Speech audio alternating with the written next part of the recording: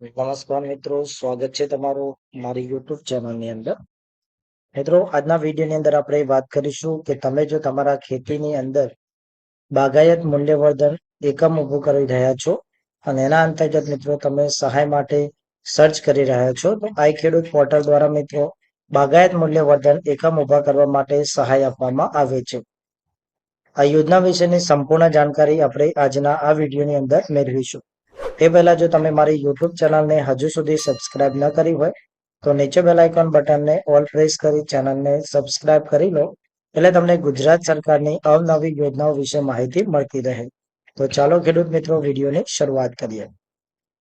તો મિત્રો વાત કરીએ આઈ ખેડૂત પોર્ટલ દ્વારા અહીંયા જુદા જુદા ઘટકો માટે ઓનલાઈન આવેદન એટલે કે અરજીઓ મંગાવવામાં આવે છે અને અરજીઓ અંતર્ગત મિત્રો આર્થિક અને મિત્રો એકમો અંતર્ગત સહાય આપવામાં આવતી હોય છે.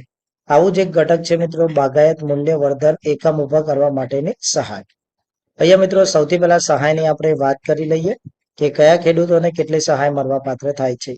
તો સામાન્ય ખેડૂતોની મિત્રો અહીંયા વાત કરીએ તો બાગાયતી પાકોમાં કાપણી પછી તમારા ખેતરની અંદર મિત્રો મૂલ્યવર્ધન પ્રક્રિયા માટે એટલે કે ગ્રેડિંગ કરવા માટે, સોર્ટિંગ કરવા માટે, પેકિંગ કરવા માટે કે પ્રોસેસિંગ વગેરે કરવા માટે મિત્રો ઓછામાં ઓછું 150 ચોરસ મીટર સુધીનું એકમ તમે જો ઊભું કરવા માંગો છો અને એના માટે મિત્રો તમારી જુદી જુદી સુવિધા તથા મિત્રો મશીનરી જે સાધન સામગ્રી છે એ વસાવવાનો તમે પ્રયત્ન કરો છો અથવા મિત્રો વસાવો છો અને એનો તમને મહત્તમ 20 લાખ રૂપિયા જેટલો ખર્ચો થાય છે પ્રતિ એકમ. તો એના મિત્રો તમને આ ખર્ચાને ધ્યાનમાં લઈ અને રાજ્ય સરકાર દ્વારા તમને મહત્તમ 10 લાખ રૂપિયા સુધીની સહાય આપવામાં આવતી હોય છે. આ સહાયની અંદર મિત્રો વાત કરીએ કે તમને જે 10 લાખ રૂપિયાની સહાય મળે છે એની અંદર મિત્રો બાંધકામ તથા આનુષંગિક સાધનો માટે ખર્ચના 25% એટલે કે મિત્રો મહત્તમ 5 લાખ રૂપિયા આ બંનેમાંથી મિત્રો જે ઓછું હોય તે કેપિટલ સહાય તથા મિત્રો બેંકની તમને જે લોન પડે છે એના ઉપર મિત્રો વાર્ષિક 5% વ્યાજ સહાય અંતર્ગત મિત્રો આપવામાં આવે છે. 5 વર્ષ દરમિયાન મિત્રો વધુમાં વધુ રૂપિયા 5 લાખ સુધીની તમને જે વ્યાજ થતું હોય છે મિત્રો એ તમને સહાય રૂપે મળવા પાત્ર થતું હોય છે. આ સહાય છે મિત્રો તમને લાભાર્થીને જીવનમાં એક જ વાર મળવા પાત્ર થાય છે. તો એ મિત્રો તમને બાંધકામ તથા આનુષંગિક સાધનો માટે 25% મહત્તમ તેમજ મિત્રો તમને 5 વર્ષ સુધી જે વ્યાજ થતું હોય છે એ મળીને મિત્રો તમને 10 લાખ રૂપિયા જેટલી સહાય મળવા પાત્ર થતી હોય છે. આ સામાન્ય વર્ગના ખેડૂતો માટે છે.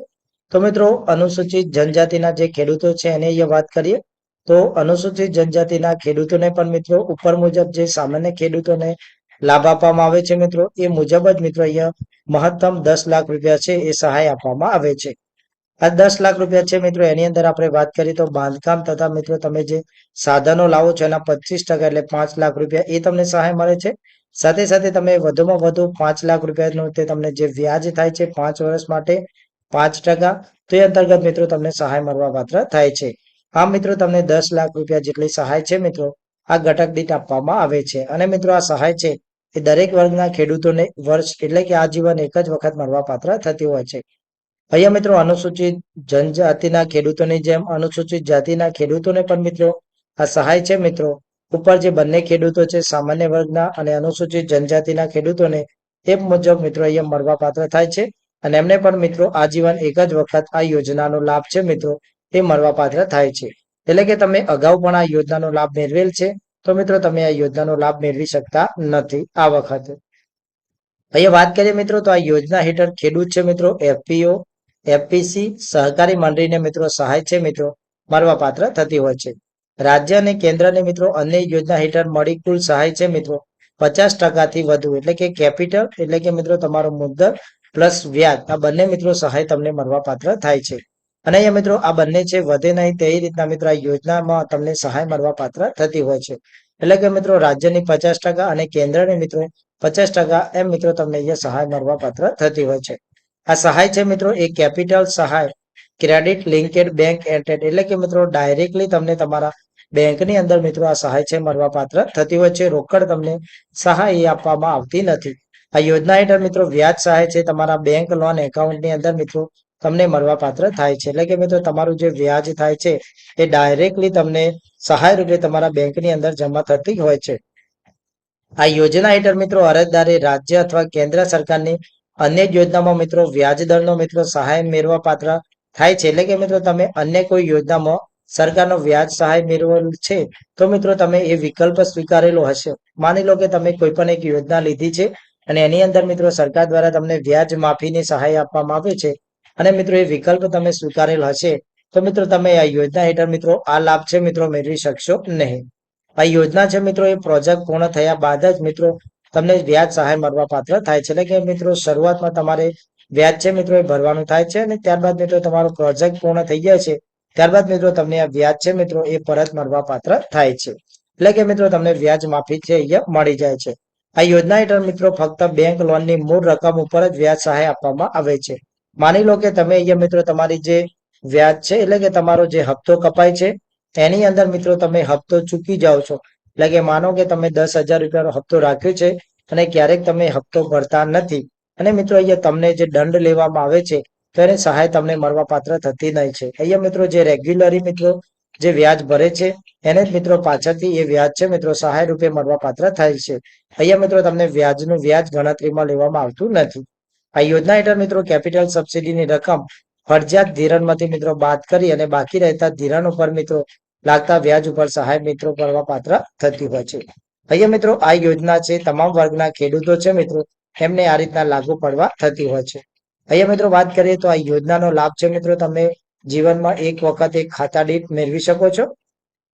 ડોક્યુમેન્ટ્સની મિત્રો વાત કરી લઈએ કે તમારે યોજનાની હેઠળ ઓનલાઈન આવેદન કરવું છે તો તમારે કયા કયા પ્રકારના ડોક્યુમેન્ટ છે મિત્રો એ તમારે ઓનલાઈન અરજી કરતી વખતે અપલોડ કરવાના થાય છે. તો એ મિત્રો આપણે ડોક્યુમેન્ટ્સની વાત કરી લઈએ તો તમારે સૌથી પહેલા જાતિનો દાખલો જે મિત્રો અનુસૂચિત જાતિ અને જનજાતિના ખેડૂતોને લાગુ પડશે. ત્યારબાદ વાત કરીએ મિત્રો તો સક્ષમ અધિકારીનું જો તમે દિવ્યાંગ છો તો પ્રમાણપત્ર તમારે લાગુ પડશે જો હોય તો. તમારા જમીનની વિગતો એટલે કે 7, 12 અને 8 આની મિત્રો નકલ છે તમારે અપલોડ કરવાની થશે. આધાર કાર્ડની નકલ છે તમારે ફરજિયાતપણે અપલોડ કરવાની થશે. બેંક પાસબુકની નકલ અને રદ કરેલ ચેક પણ તમારે અપલોડ કરવાનો થશે. સંમતિ પત્રક એટલે કે તમારી જમીન સંયુક્ત જમીન છે, ભાગીદારો વધુ છે તો સંયુક્ત પત્ર તમારે લાગુ પડવાનો થશે. અને મિત્રો તમે જે પ્રોજેક્ટ કરો છો એનો મિત્રો તમારે રિપોર્ટ અપલોડ કરવાનો થશે. સાથે સાથે મિત્રો તમારું ક્વોટેશન છે એટલે કે તમે જે ક્વોટેશન કઢાવો છો મિત્રો જે જગ્યાએથી તમે તમારી સાધન સામગ્રી ખરીદો છો એ મિત્રો જુદા જુદા અલગ અલગ દુકાનદારો છે એમાંથી કોઈ પણ એક દુકાનદારનું તમારે ક્વોટેશન છે મિત્રો સાધન સામગ્રીનું કેટલો ખર્ચ થાય છે અંદાજિત એનો મિત્રો તમારે અપલોડ કરવાનું થાય છે. તો મિત્રો આ 7 ડોક્યુમેન્ટ તમારે ફરજિયાત કરવાના અપલોડ થાય છે. અહીંયા મિત્રો તમે અરજી 12/3/2024 થી મિત્રો 11/5/2024 સુધી મિત્રો ઓનલાઈન અરજી કરી શકો છો.